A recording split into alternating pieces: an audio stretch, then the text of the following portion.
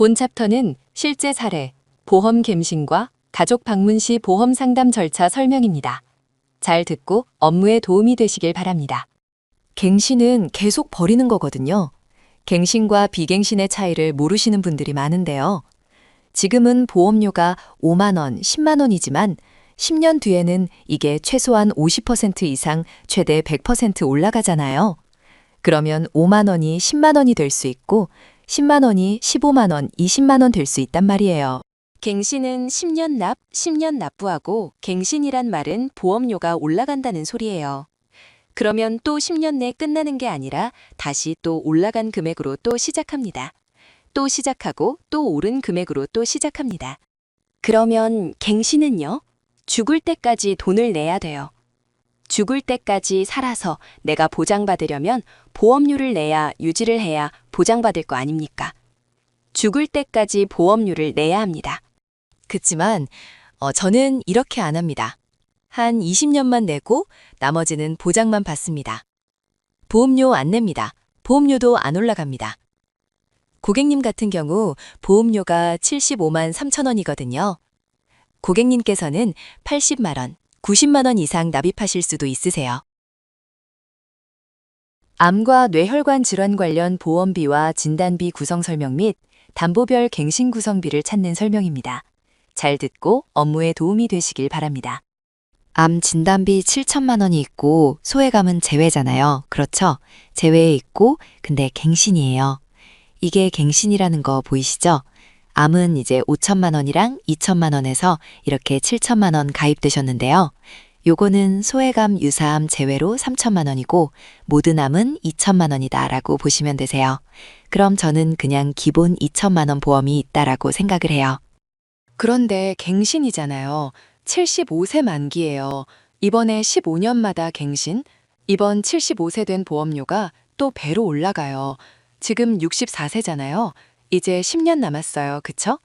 10년 있으면 보험료가 배로 올라가요. 그러면 18만 1,000원에서 끝나는 게 아니라 이제 최소한 50%에서 100% 이상 올라가서 또 다시 시작해서 15년마다 갱신해서 내야 되거든요. 그러면 갱신과 비갱신은 차이가 있어요.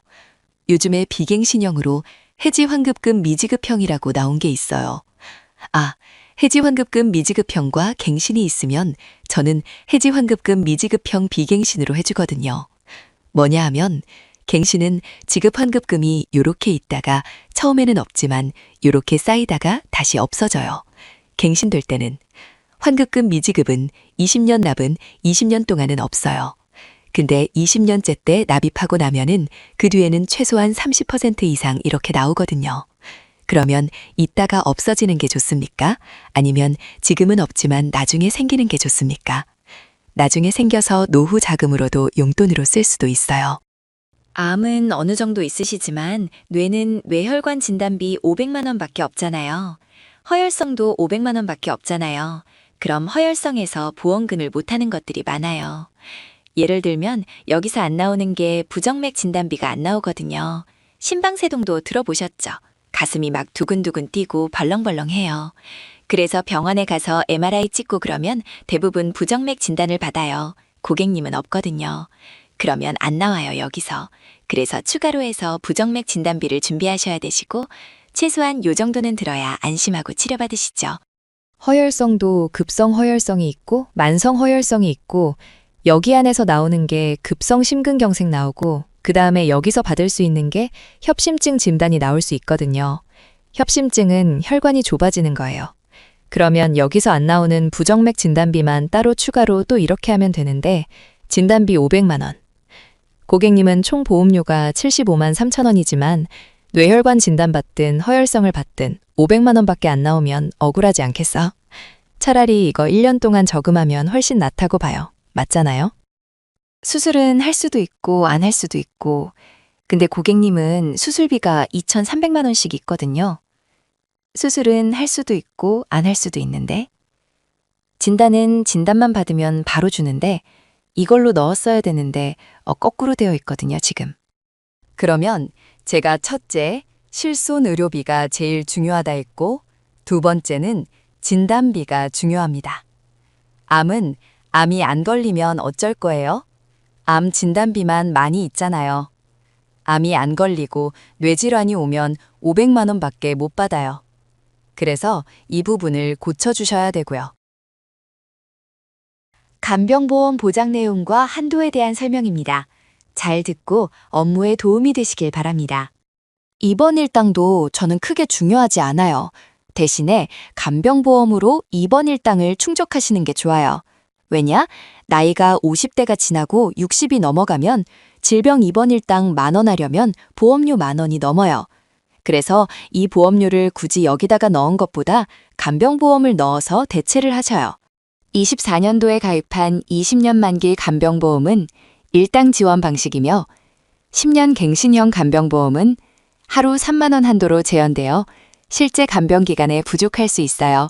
간병보험은 회사에서 보내주는 간병인 서비스에만 적용되며 요양병원이나 간호간병통합병실 지원금과 비교 시 보장 금액이 낮기 때문에 간병인 지원 일당으로 요양병원, 통합병실까지 전부 보장되시는 거로 보장 준비하셔야 해요.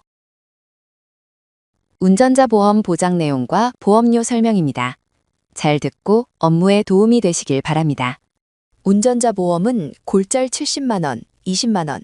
이거는 운전자로 했을 때 교통사고 났을 때만 되잖아요.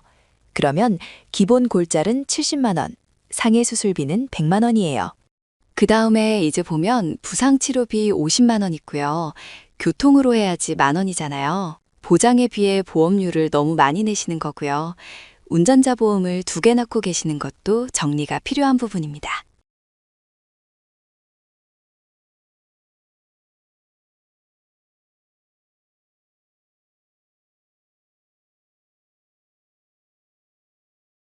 보장 개시로 혜택 설명 및 클로징 설명입니다.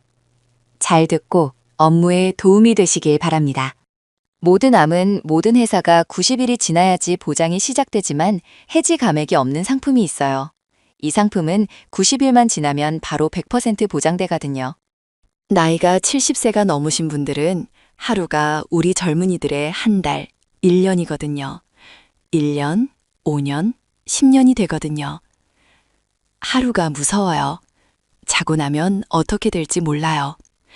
그렇기 때문에 빨리 보험을 가입해서 빨리 보장받을 수 있는 90일만 지나면 100% 보장되는 상품을 준비하셔요.